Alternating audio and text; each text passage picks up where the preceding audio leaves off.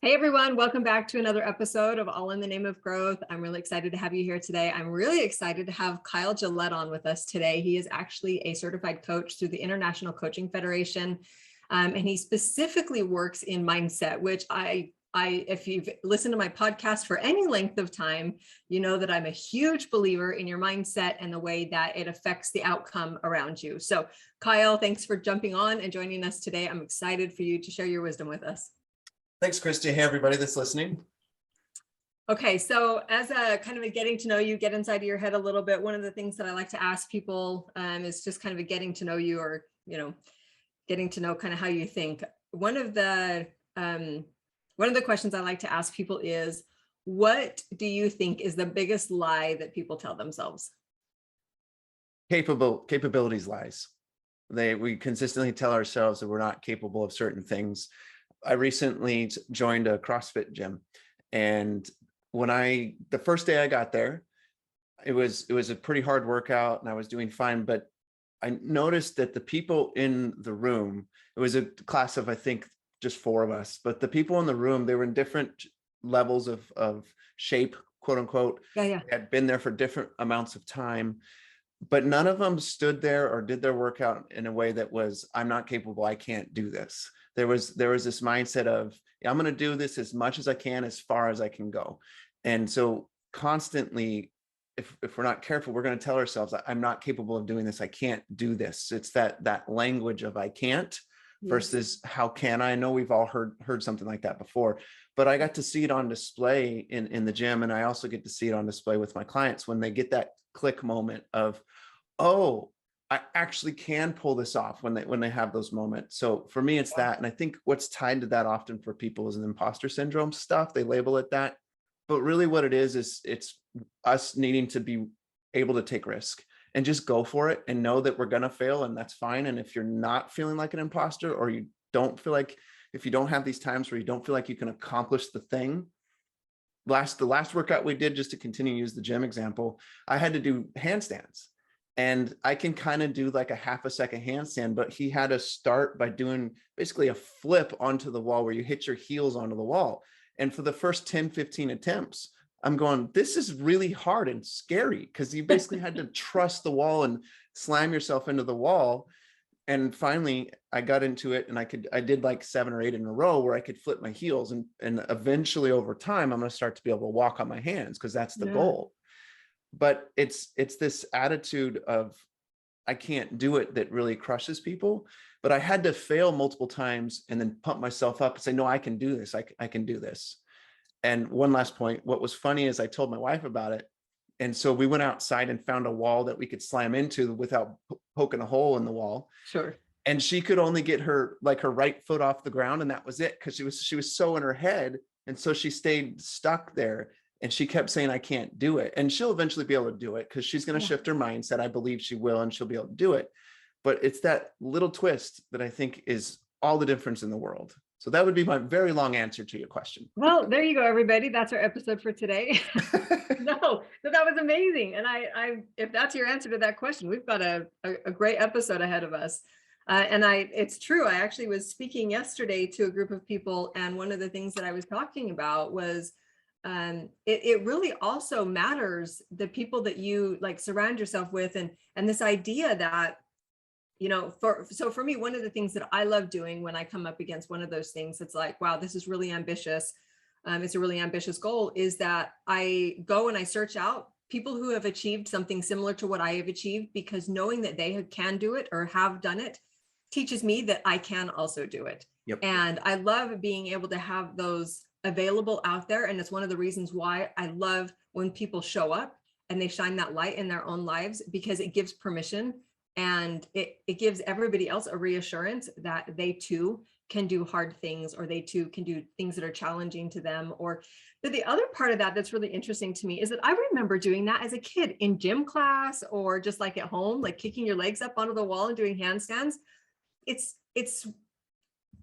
sad, I think, is probably the right term, that when we become adults, that we somehow cage ourselves in and say, we're no longer capable of doing that. Yet as children, we learn how to feed ourselves and drink out of a cup without spilling all over ourselves, and walk and talk and ride a bike and learn how to drive a car. And, like we're just learning so much as children. And somehow it was like there's a line that just gets drawn. That's like, oh, I can't learn anymore.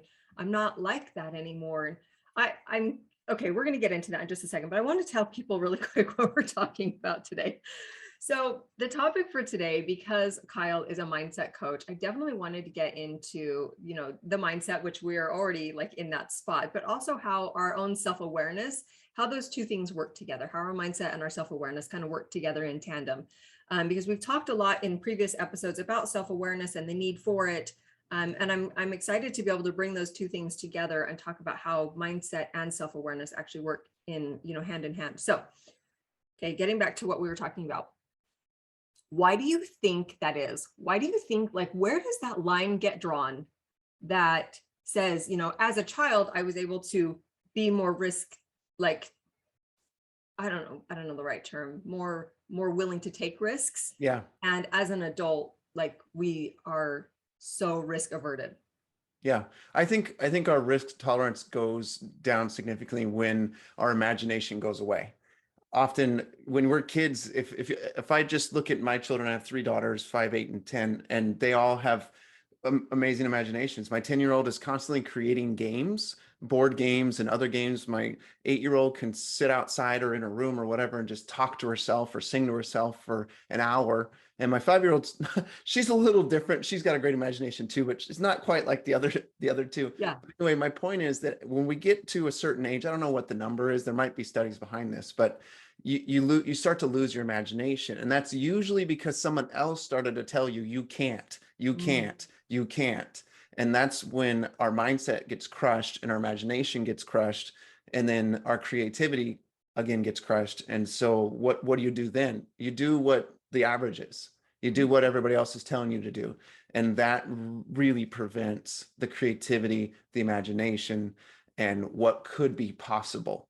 Those that are wildly successful, not by definition of money, but by their own definition, are wildly successful because they've allowed their imagination to run wild. You can't be wildly successful without a wild imagination. It just doesn't, those two don't, they have to be synergized. Yeah. So that, to me, that's the quick answer to what can happen. Yeah. Yeah. And I absolutely agree with that. And I have a first things first kind of guidebook. It's like a little ebook. And that's one of the first things I talk about in it, is that in order to make any changes in your life, you have to first bring the imagination back into play. Because if you cannot believe that what you have created right now and what you can create in the future can be two different things, then there's no way that you're going to be able to actually have that outcome. You're never going to be able to get to your desired destination. I was actually having a lengthy conversation with my daughter this morning about that, because she has a friend that is just really stuck in her mindset, and she uses depression as a means of protecting herself. And so she's afraid to be happy. She's afraid to try and create any change.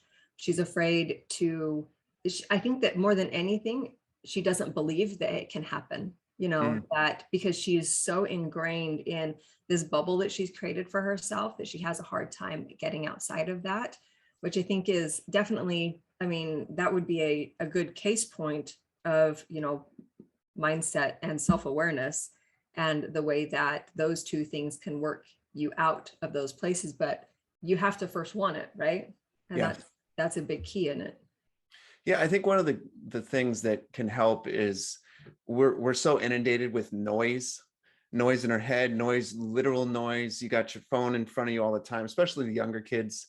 My wife and I are committing in August to fast from entertainment after dinner. So basically, we're not going to use screens or anything that's for entertainment purposes for all the month of August, every day of the week after dinner. And so last night we were sitting at the dinner table after the kids got up, and we were going, okay, what are we going to focus on? What is our goal at the end of August? Because if you just go, I'm going to quit doing something, and you don't fill it intentionally, then it's not going to be that helpful. Point. Yeah. And I think silence is one of the habits that I have in my book as it relates to self-awareness. And you can leverage the power of silence and writing together and turn that into turning on your imagination. So for those of you that are going, well, how do I turn on my imagination? That is a big way to do it. There's a book called Crucial Conversations, and then there's another one called Crucial Accountability. I highly recommend both. They're very good. But in there, they talk about how you experience something, you see something, and then you think about it, and then you feel a certain way about it, and then you react to it. And often the way that we think about it or the way that we feel about it, we tell a story that is off. The story is off, and then that creates a bad reaction. And we do that in our relationships. We do that with ourselves as something happens to us, then we tell a story about it that's super negative, and that's that mindset that's stuck. What I want to challenge people to do is to come up with whatever the experience is that you want to have or whatever it is you want to accomplish, and tell the story as if you've already succeeded in it. Right. Write it down. I call it present tense goals. Write it down as if it's already happened, and that will help unlock your imagination. And you do it in such a way that you see, you hear, you feel, you touch every part of that. So if you want to lose the weight, just to continue with the exercise example, then you see, feel, hear, and touch what it's like to have lost the 15 pounds and what you look like in the mirror and how you feel when you look at yourself in the mirror in 30 days from now or 90 days from now. And then your imagination clicks in and everything starts to work, because you've created this cognitive dissonance in your brain. Your brain says, wait, I'm not there yet. I still am 15 pounds overweight, or I still haven't made my 6 figures or whatever the goal is. And then your subconscious says, well, I need to fix that gap. And then it delivers this wisdom to your consciousness. And then in the moment when you're trying to figure out what to do, or when you're struggling in your workout, your subconscious reminds you of, no, when you looked in the mirror in your imagination, because it doesn't know the difference, but when you looked in the mirror, you were 15 pounds less. So get your freaking butt in gear, and you're going to lose that weight, or make those uncomfortable phone calls to the prospects. Yeah. And you're going to get that new income. Yeah. Yeah. It's actually interesting because I know that there are a lot of people out there who like to come at it from an experiential aspect, right? They like to know that somebody else has done it, and so they know that they can do it too. And other people, they like to come at it from a very scientific based aspect of it. And the thing that I love about this and what you're talking about is that there's evidence of it in both ways. So, you know, like there's a really great book called Think and Grow Rich, which I'm sure that you've read. Yeah. And it talks about that. It talks about first going there in your mind before you can go there in reality. And that's true of whether it's the wealth or anything, like you're saying. You have to be able to visualize where you're trying to get in order to give your subconscious mind a roadmap to how to get there. And if you can feel it in your emotions and you can actually picture yourself in that place, it helps you to be able to get there. But they've also done studies with people where they're watching people's brain activity, and they will like run a marathon in their brains, just in their mind. And they're literally, they cannot tell the difference between they're actually running the marathon and when it's happening just in their mind. So your mind isn't a distinguisher that's saying, okay, well, this was reality and this isn't reality. It's saying, okay, this is apparently important. And so we are going to do all the things. We're going to fire off the body in ways. We're going to, you know, compensate for the thing that we're trying to actually, you know, to finish the race or to build the business or to fix the relationship, or, you know, whatever that is for each of us, it's going to be different. But there is actually scientific based evidence that shows that that is how the mind works. And also, if you look at successful people and you ask them this question, many of them are going to tell you that's how they got there. Yeah, because otherwise, if you don't do the exercise of believing you can get to this next level and picturing it, and it doesn't have to be this beautiful picture. You could just be thinking about it. You could just write it down, however it works. But the more you engage your imagination, the better. Mm-hmm. If you don't do that, you're basically in your subconscious. There's just a black wall. There's just this, boom, you're up against the wall because you haven't allowed your brain to go to this next place. You haven't. So when you hit that literal wall in life, when you're on mile 18 and you're exhausted, you haven't worked through that in your subconscious. So it doesn't know what to do very well. And the same thing can be true when you hit this wall in a conversation with an employee or a prospect or whatever, because you haven't done the work with your subconscious to get to that next level. Yeah. And it's not that big of a deal in terms of time commitment. I mean, if you just wake up with gratitude and say some things out loud or write it down. And I encourage writing it down or saying out loud or both, because you've got some programming that happens when you do those things. Right. Because otherwise, if you wake up and you're like, oh, this morning sucks, well, then your day's going to suck because you've told your brain that the day needs to suck. Yeah. It is that And so it's simple. looking for all the ways that it sucks. Yeah. So exactly. You've told your brain, here's my problem. My day needs to suck. Help me solve that problem. Okay. Yep. Here it sucks. It sucks. It sucks. And now you're stumbling around and irritated. I mean, this happens with my youngest. So she's really strong-willed, and it's a beautiful thing. Like, I mean that. I'm not just saying that to try to convince myself. It is a beautiful thing. But I have this kind of crappy attitude about her at times where I'm like, man, she frustrates me and she's such a punk or whatever. And what do? I look for ways to prove that she's a punk. It's there's a book called Leadership and Self-Deception, and it talks about being in the box. And that's what I've done. I put her, more importantly, I put myself in a box about her, and now I have to justify my thoughts about her.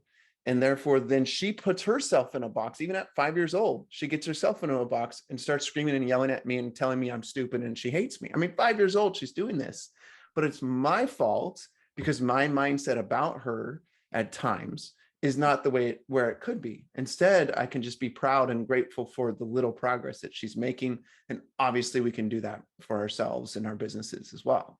Yeah. Yeah. It's a huge, huge key part of both self-awareness and also the mindset aspect of it, is that, I love what your example there. And I will tell you, I also had a very, very, very strong-willed first child, and she gave me a run for my money. And I was like, heaven help me when this girl becomes a teenager. I don't even know what I'm going to do with myself. And you know what? Somewhere around 8 years old, it all started evening out. And yeah, she was a little bit dramatic at 13.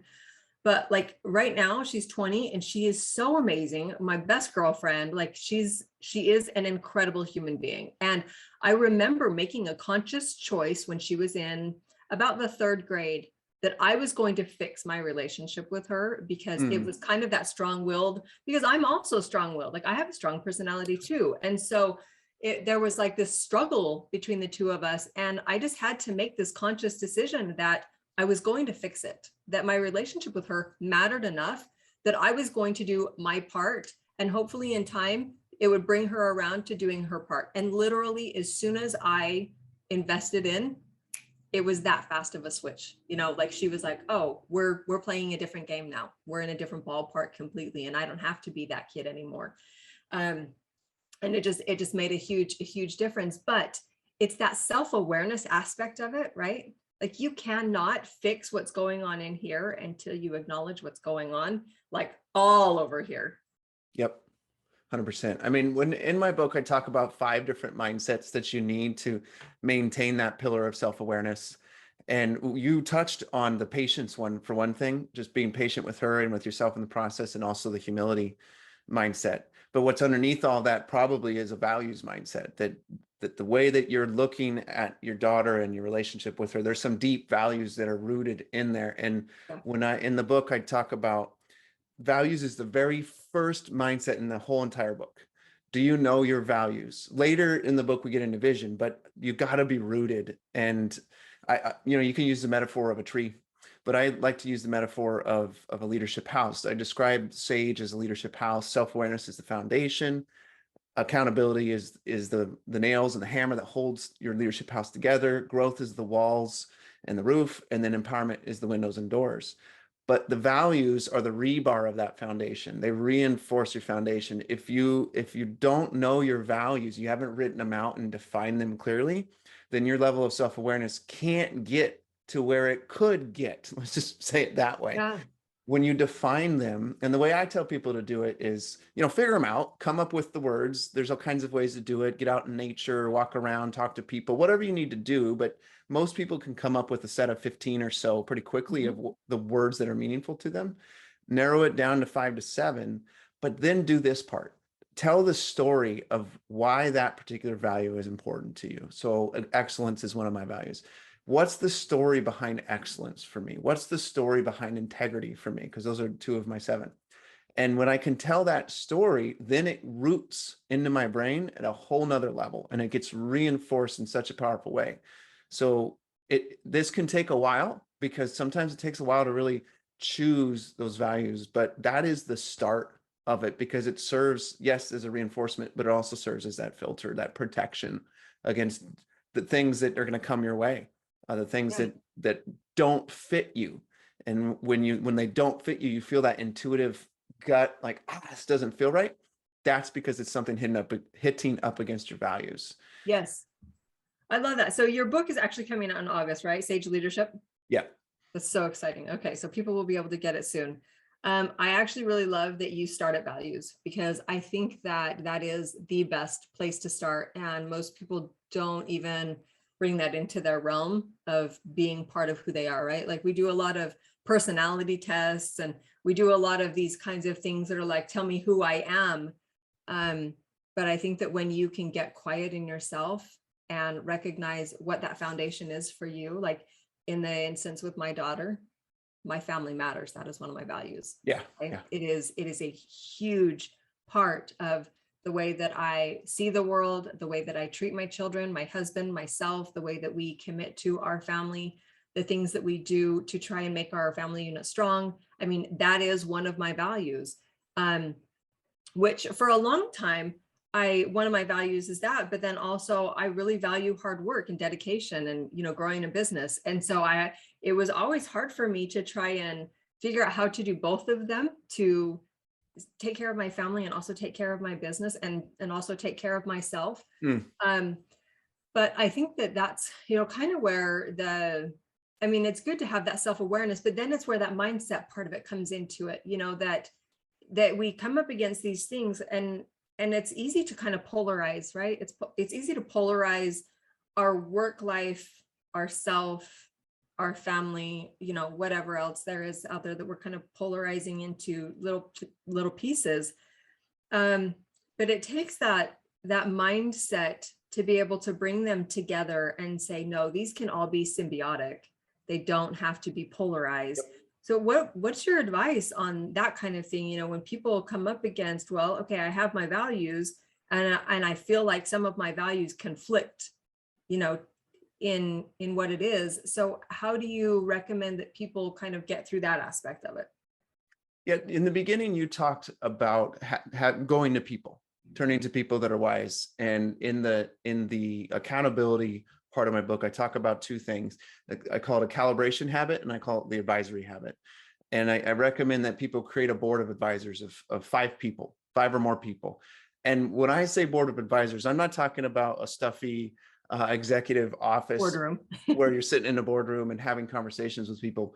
What I mean is this personal board of advisors where you consistently reach out to a group of specific people, and you're talking to them typically one-to-one. Mm-hmm. And they don't know they're on your board. So if they give you crappy advice, you kick them off and you move on from them. You could still be friends with them, but they're not giving you the advice that makes sense. It hasn't paid off for you. So then you find somebody else. But you're looking for these people that are at that next level, that have dealt with that frustrating experience of seemingly things are out of balance. Things are not within your values. So that's one thing. And then the second is to find people, same idea, that are at this level that you want to get to, and calibrate your life to theirs. Go, okay, what are they doing? What's their standard? What's their measurement? And observe them, call them up, email them, ask them some questions. Most people really enjoy talking about themselves. So if you say, hey, you look like your life is really squared away in all these areas together, how did you do that? What was your process? They're going to be like, oh my gosh, give me 5 hours. I'll talk to you the whole time. They're going to have no resistance to talking to you, even if you hardly know them. And that's part of that getting uncomfortable piece too, taking a risk and feeling uncomfortable, have that conversation. But very practically, write down the things that you're doing that feel like there's a disconnect or dissonance in your values.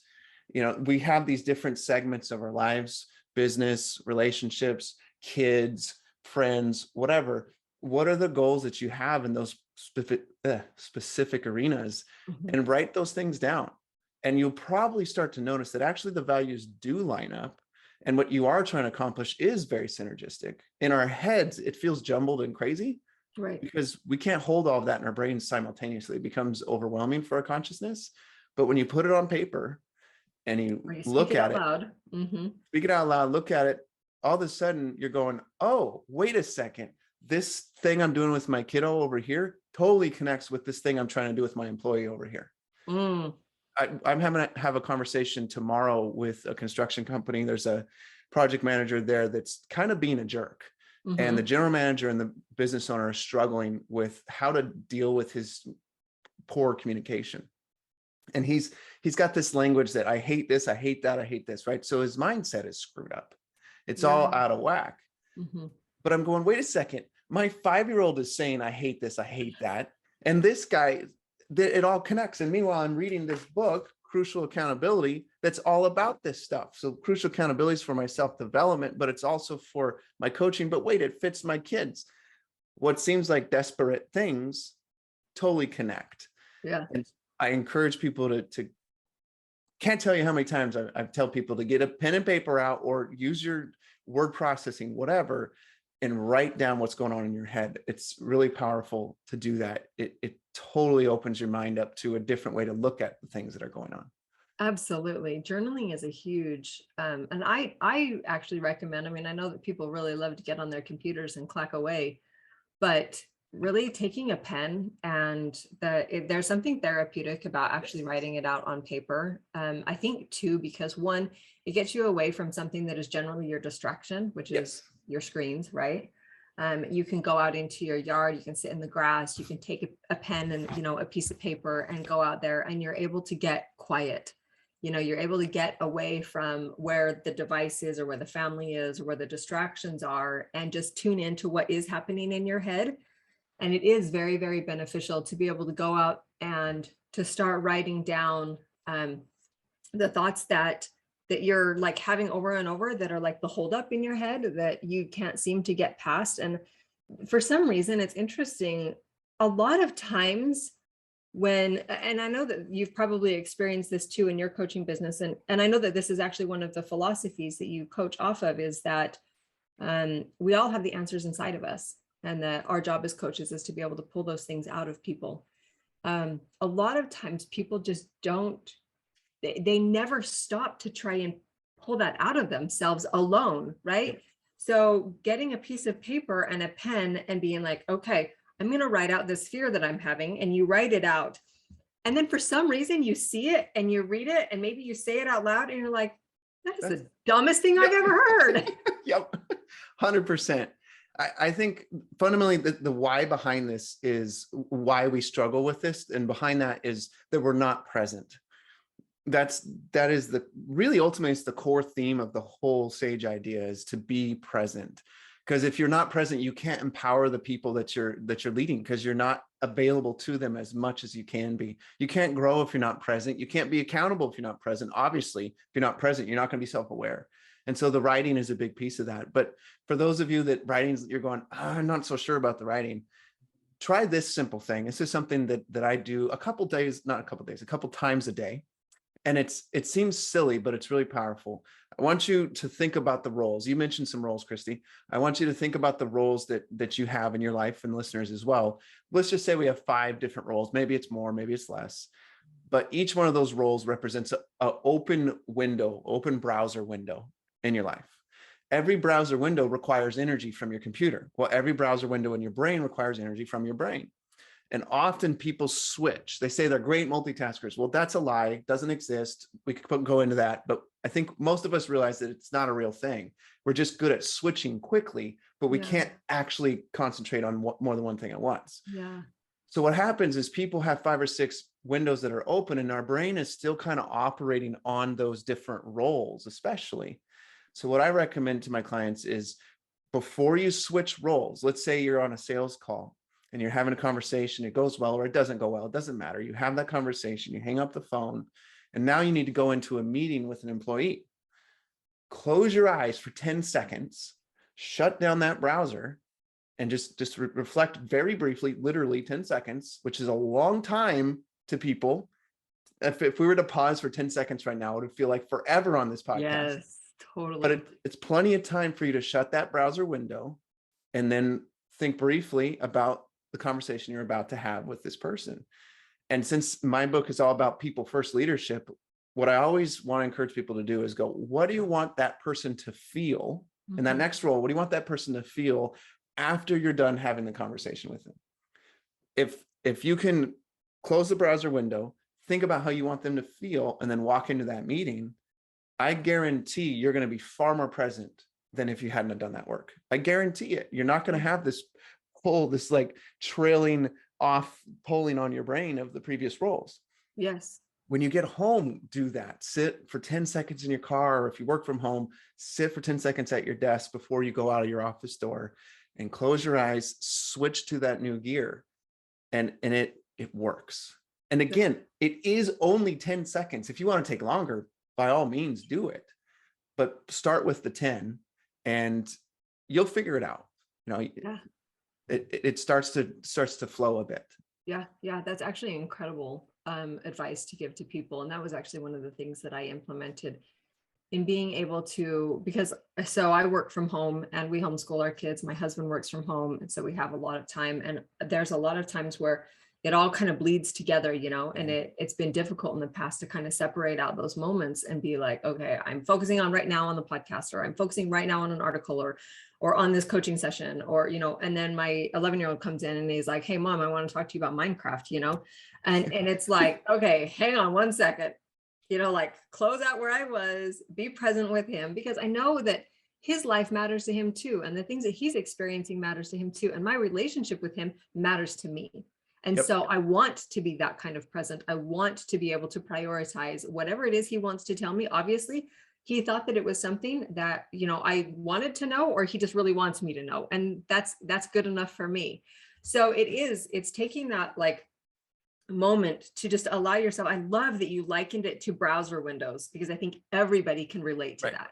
You know, being able to say, okay, I recognize I have literally like 50 browser windows open. And that's something I actually experience. And there are days where I'm like, you know what, these have been open for like 2 weeks and I'm not getting to any of them, but they're all stressing me out. And so I'm just going to close out all of them. And the things that are most important are going to open back up again. And I think that that's what we need to do. And you know, a lot of people actually say that that's why they meditate, is because it allows them to do that, to have that kind of shutdown.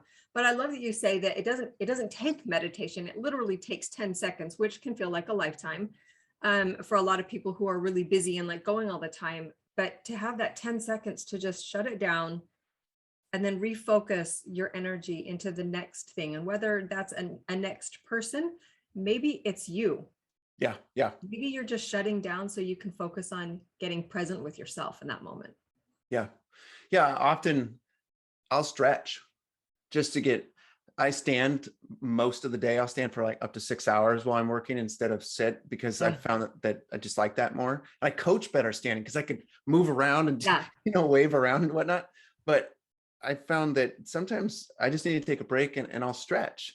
You know, that'll help me get present as well. Whatever you need to do ultimately to help you get present. If you're someone that believes in God, sometimes those 10 seconds are just a moment for prayer. That's the other ways that this works out. But I wanted to move to another habit in the self-awareness kind of called continuum. When you change gears and start to have that conversation with someone else, there's a guy that I got mentoring with. And his name is Dr. Tony Alessandra. And he runs this business called Assessments 24/7, and they do DISC assessments, a bunch of other tools. Really cool dude, really cool business. But he wrote a book that's called The Platinum Rule. And I've turned it into the Platinum Habit, giving him credit and everything. But what it is the golden rule says, what does it say, Christy? Do unto others as you would have them do unto you. Yep, everybody knows that one. And the Platinum Rule says, treat people the way they want to be treated. And it's great for communication. Golden Rule is beautiful for all kinds of things. But when it comes to communication, you treat people the way they want to be treated. And if you take those moments to become present, then you can truly listen to them. And I'm not talking about their words. I'm talking about what your son really wants. You were really listening because you're going, what does he really want here? Does he want to just tell me about this? Is he really excited because he wants me to know about this? Is he just filling time? Is he bored? All kinds, whatever. The point is you're going, I'm paying attention to what he really wants. And then you engage with that in mind, and it changes the way that interaction happens. But we need those pauses, even if they're very brief, to help us get there. Absolutely. And I really like that. That was actually something that I've utilized in my coaching business, because you cannot be an effective coach if you're a poor listener. It just doesn't work that way. And like you said, it's not just about listening to the words that are coming out of their mouth. It's also the things that they're not saying. Yeah. I actually had a woman who I was doing a pre-interview with for a podcast episode about a month or two ago, and she was telling me the story of her life. And, you can't help but be a coach all the time, right? Like, I'm a coach with my daughter. I'm a coach with my husband. It's like everybody, it's hard to like take that hat off and not want to help people. And so as she's like going through her life story and kind of talking about this journey that she had experienced, I was like, it almost seems like, blah, blah, blah, blah, blah. And then all of a sudden she like tears up and she's like, that's exactly what it was. Like, I had said something that she hadn't even realized was a thing, but that's the power of being present. It's the power of being able to be connected human to human with somebody else, for them to know you're actually listening. And then when we got on our podcast episode, that's what she had said. She's like, you are just such a great listener, and, blah, blah, blah. But that's the kind of feeling you want to leave behind, right? You want people to feel like you don't want them to feel like waiting in the waiting room at a doctor's office for 45 minutes to have your 5 minutes in with the doctor, where he's like still focused on the last person he saw, and he's not even present with what's happening. And you're walking away like, well, I just felt like a number. Like, that's not what you're trying to create with your kids, your spouse, within your work organization, with your clients, whatever that is. Like, you're wanting to create, or with yourself, right? You want to create that feeling of connectedness. Yeah. I in my book, I talk about the wiser way to listen. And I love acronyms. So I'll briefly run through this one, but because often people say, oh, you should listen better. Well, how the heck do I do that? Obviously, everything that we've said so far with being present is a big piece of that. Is be present, be around other people that are good listeners and learn from their habits. That's all great stuff. But in the moment, I came up with this. I don't know even how it came to me, but there's an acronym. It's a compound acronym, so forgive me. But the first is W, and it's wait. It's wait your turn, and that means you wait for the people to finish what they have to say. Yes. You wait for that. But there's a piece to this. It's two things. One, be okay with 8 seconds of silence. Learn how to be okay with 8 seconds. Do it in your head. Don't count it out loud. That's weird. But do it in your head. I was counting out loud. I was gonna let us go for 8 seconds. But people, it's hard. No, people will freak out. Most people can't do that. I'm totally good. Like, I'm good asking questions and waiting for answers. I have no problem with silence. Most people are not okay with that. Yep. So that first layer is wait your turn, but there's an acronym within wait, which is why am I talking? So I had a coach teach me this one, and I'm like, yeah, that's fantastic. Why am I talking? I like it. So you start with being able to wait for at least 8 seconds. And then also, if you're still blabbing on, you may need to ask yourself, why am I talking? So that's the W. The I is use your imagination. We've already talked about this kind of by accident, but use your imagination. And people that tell good stories, they engage your imagination. It's easy. When I told you guys about the gym, and I told you about doing handstands and hitting my feet on the wall, most people probably pictured that happening. Right. But some people aren't that great at telling stories, and it's just facts and data, and you're lost and you're bored. Use your imagination and engage them. And what I mean by that is maybe ask them a question of, well, where were you? What did it look like? And get them to start telling you more details. Get them to paint you that fictional story, or that story you read in a fictional book that gives you just enough so that you're there. But either way, use your imagination, engage in that. S is for summarize. And I don't mean verbatim. I don't mean mirror what they say.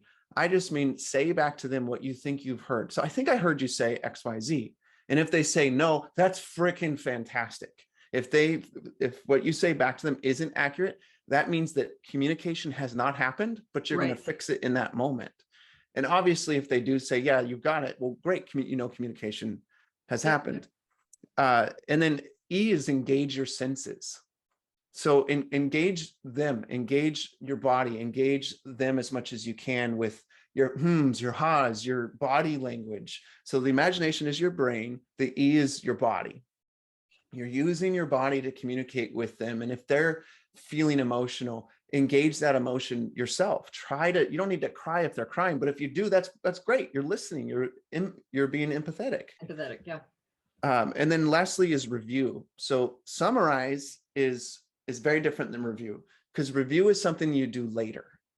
And it might be a minute later after the person is gone, or it might be at the end of the day. But what you're doing is you're reviewing the conversation and what happened. What was said? What did you learn from it? Maybe there's some things you could have adjusted in the way that you communicated, whatever, but that's back to the writing thing. Take some time, get out that pen and paper, like you're saying, Christy, and write your thoughts down. This is a 5-minute exercise at the end of the day, or as you transition between roles. Yeah. And you don't have to do it for every conversation. Do it for the serious conversations. If someone tells you about their weekend that they went skiing or something, whatever. But if they tell you about something that they're struggling with their kid, or some employee that they're struggling with, it'd probably be really valuable to take the time to review what you learned, what insights that person gained, so on and so forth.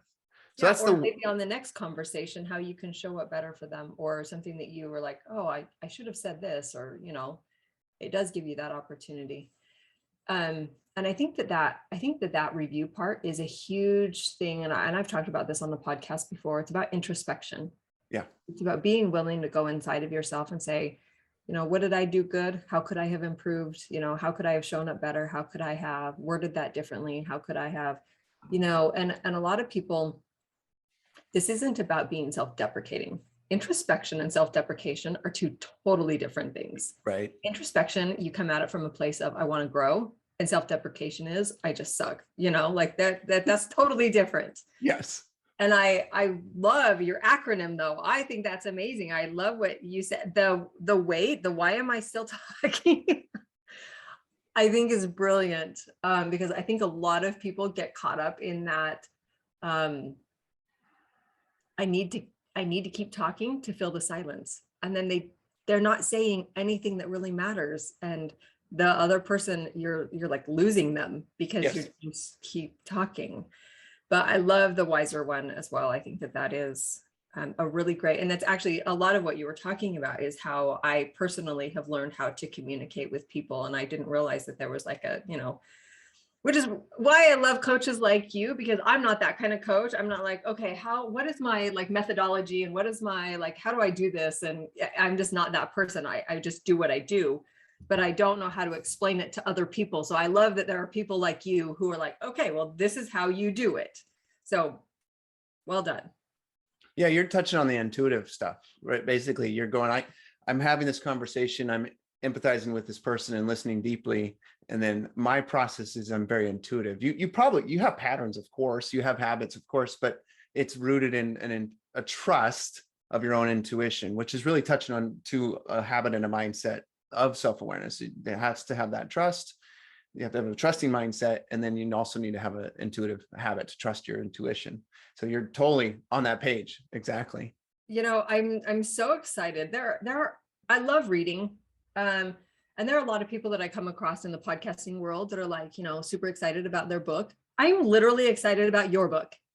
I think that like you speak very similar to the way that I like show up in my coaching and in my life. And I like the things that you've talked about that are written in your book. So I'm really excited for that to come out and to get my hands on it. So as we kind of wrap up, is there anything else, like some parting tips, which you've already given so many of them throughout this, but is there kind of like this is the first best step to take in implementing the things that we've talked about today? I don't know if this is the first best step, but this is something I definitely want to share. And do you have a favorite sports team? No. Okay. Most people have a favorite sports team. Well, I live in the Pacific Northwest, so a lot of people love the Seahawks and they love the Mariners. I actually grew up in California, so I really don't like the Seahawks. I'm cool with the Mariners, but I don't like the Seahawks. Sure. I'm a Niners fan. But anyway, besides the point, if you watch a football game or a baseball game, let's say it's the middle of the football game, it's the fourth quarter, and the score is 32 to 30, and there's 2 minutes left on the clock, and your team has the ball, but they're down by 2. When you look at that scoreboard, you instantly know that your team still has a chance, but they are losing. And you know how much time is left, the down and distance. So it's 3rd and 12 or whatever. So you know exactly what's going on. And you know that this is a pretty risky point in the game, because if they mess this up, they're probably going to lose the game. I think a lot of people don't know that about what's going on with their own life, with their own personal growth and development. And so what I want to challenge people to do is get data on yourself.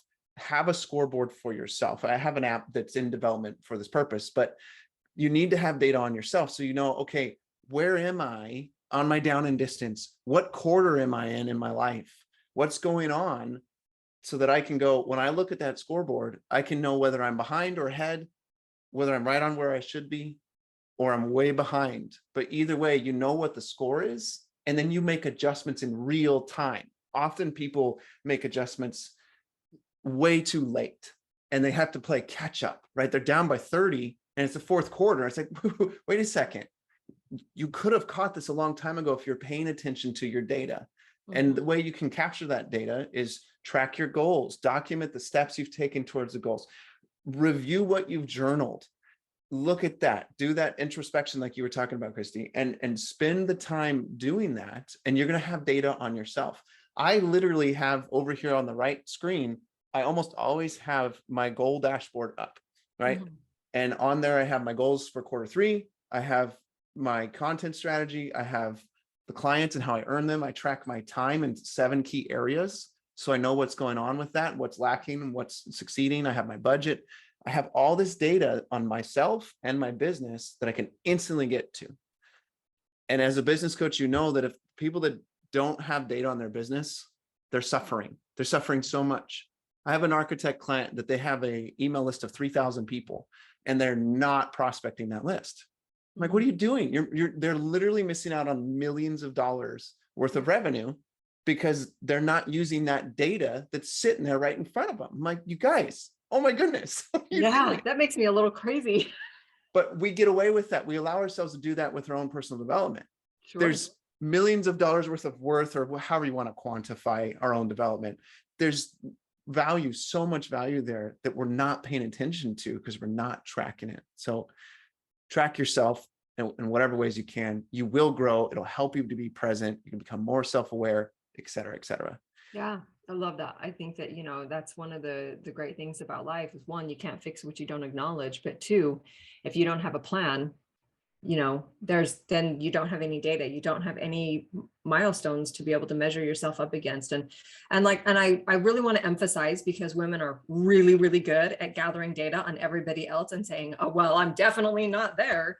This wasn't about anybody else. This was about you. This was about your goals and where you want to be in life and where you want to be at the end of the game, at the end of your life. This is the scoreboard. You want the score to be at this level, right? Yep. So it's again, going back to your values and understanding what those are and being able to build a plan and goals that are centered on those values that help you be able to get to that end place, at the end of the game. So yeah, love it. Okay, where can everybody find you online? Yeah, go to sagemindset.com for my website. Look up Kyle Gillette on LinkedIn. You'll find me. Sage is you'll see my logo and whatnot. And then I'm on TikTok as well. I'm posting a lot of good content on TikTok lately, and it's at Sage Leadership. No, at Leadership Sage is my handle. So at Leadership Sage. Find me on there. I do 3-minute videos. Comment, subscribe to that, because I'm having a lot of fun with TikTok. Perfect. But the book will come out at the end of the month. So go to my website and you'll see a link to check out the book. That is amazing. Okay, awesome. And I will be sure to include all the information in the show notes as well as the YouTube description. So look in those spots if you guys are wanting that information. Kyle, I've already said this in part. I love what you're doing, and I love that you've taken the time. And a lot of people don't understand the time it takes to actually be a real good, productive coach.